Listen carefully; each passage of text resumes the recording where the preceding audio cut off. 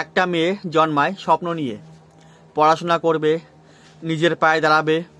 কিন্তু কিছু মেয়ের জীবনে 18 বছর পূর্ণ হওয়ার আগেই সেই স্বপ্নগুলো থেমে যায়। এই গল্প শুধু একজনের নয়, এই গল্প আমাদের সমাজের। যখন 3 বছর বয়স ছিল আমার, তখন আমার বাবা ফেলে রেখে চলে গেছিল। আমরা সেখান থেকে মামার বাড়িতে, খালাদের বাড়িতে মানুষ। বিয়ে হয়েছিল তখন 13 বছর 14 বছর বয়সে মামারা বিদেশ থেকে ছেলে এনে বিয়ে দিছিল। বাচ্চা কাচ্চা তখন ছোট, রেখে চলে যায়। তো আমার মা তো সেরকম থাকতে পারতো না, দুবেলায় কাজে চলে যেত। অনেকবারই কাজ করতে হতো, পয়সা করি কিছু যা হতো ওই তাই দিয়েই সংসার চালাতো। মার একটু কষ্ট হয়ে যেত কাজ কাম করে আমাদেরকে। দুই ভাই বোনই পড়াশুনো করাতো, আমরা স্কুল টিস্কুল করতাম, যেতাম।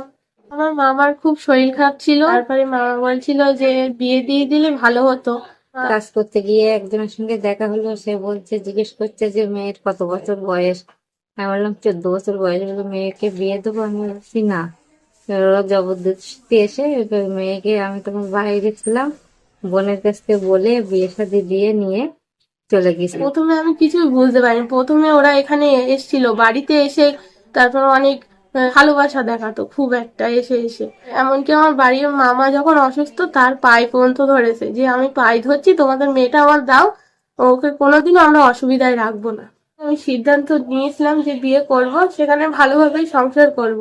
যে হয়তো তারা দেখবে, একটা ঘর হবে, যে আমাকে দেখবে, মাথার উপরে একটা ছাদ থাকবে। ভারতীয় আইন অনুযায়ী 18 বছরের নিচে মেয়ে এবং 21 বছরের নিচে ছেলের বিয়ে আইনত অপরাধ।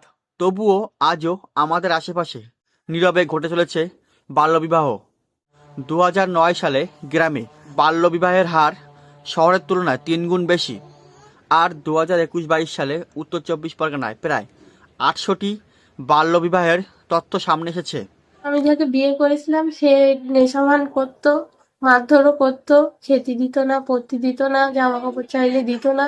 তার ফ্যামিলিও খুব একটা ভালো ছিল না। 18 বছরের আগে বিয়ে মানে একটি মেয়ের জীবন থামিয়ে দেওয়া। শিক্ষা বন্ধ, স্বাস্থ্য ঝুঁকির মুখে পড়ে, অপুষ্ট শরীরে মাতৃত্ব অনেক সময় মৃত্যুর কারণ হয়।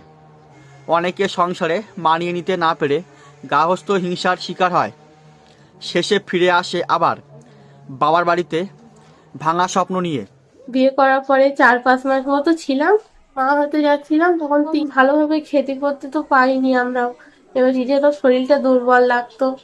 3-4 মাস মতো পেটে ছিল, তখনই ওরা এখানে রেখে গেছিল। সেই থেকেই 2 বছর আর 3 বছর প্রায় হয়ে গেছে, হয়তো খরচ টরচ দেবে না বলেই আমার এখানে রেখে গেছিল।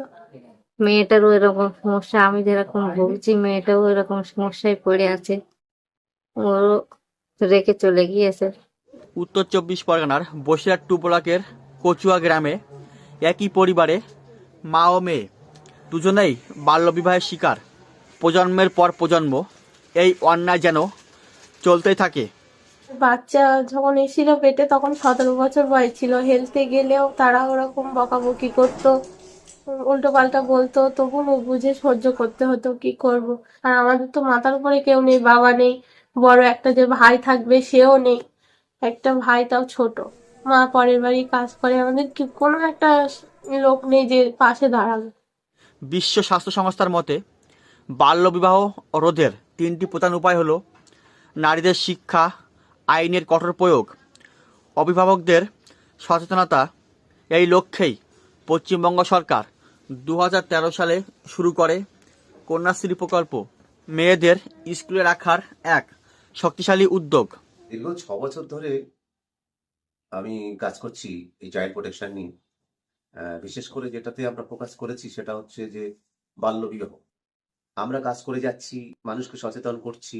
বিশেষ করে বিভিন্ন স্কুল থেকে শুরু করে কমিউনিটির মানুষদের কাছে যাচ্ছি। অ্যাডোলেসেন্স গার্লস যারা, বিশেষ করে তাদেরকেও আমরা বিভিন্ন রকম ভাবে মানসিকভাবে উদ্দীপিত করার চেষ্টা করছি, মোটিভেশন করছি, যাতে করে তারা বাল্যবিবাহের শিকার না হয় বা পড়াশোনার দিকে আরো বেশি আগ্রহী হয়। এমনকি গার্জিয়ানদের নিয়েও আমরা বিভিন্ন মিটিং সিটিংও করছি। কারণ দিনের শেষে ওই শিশুদের, ওই কিশোরী মেয়েদের, তাদের যখন বাড়ির থেকে একটা বিয়ে দেওয়ার সিদ্ধান্ত নেওয়া হয়, তাদের অনেক ক্ষেত্রে কিছু বলার থাকে না, বাধ্যতামূলক তারা মেনে নিতে বাধ্য হয়। কিন্তু ওদের মধ্যে সেই অ্যাকাউন্টেবিলিটি, অর্থাৎ মানসিক শক্তিটাকে আমরা জোগানোর চেষ্টা করছি বিভিন্নভাবে। যাতে করে ওরা মুখের ওপরে না বলতে পারে যে আমি বিয়েটা করবো না। আমার এখন বিয়ের বয়স হয়নি, তারপরও অনেক ঘটনা কিন্তু ঘটেই যাচ্ছে, অনেক বাল্যবিবাহ হয়ে যাচ্ছে।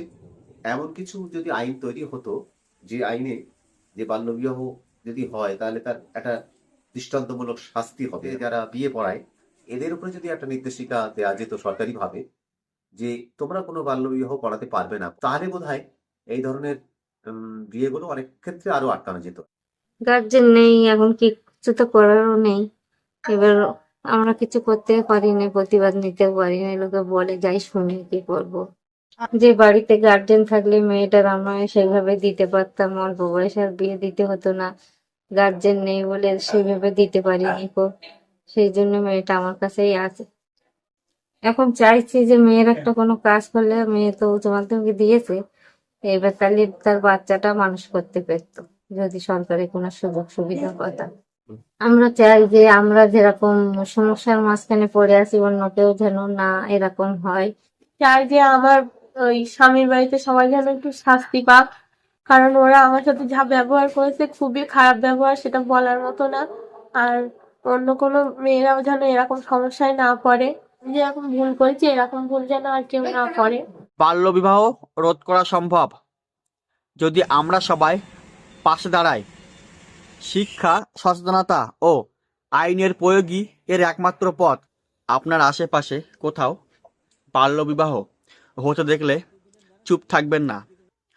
1098 এই টোল ফ্রি নম্বরে ফোন করুন। আপনার পরিচয় সম্পূর্ণ গোপন থাকবে। আসুন কাঁধে কাঁধ মিলিয়ে গড়ে তুলি বাল্যবিবাহ মুক্ত সমাজ।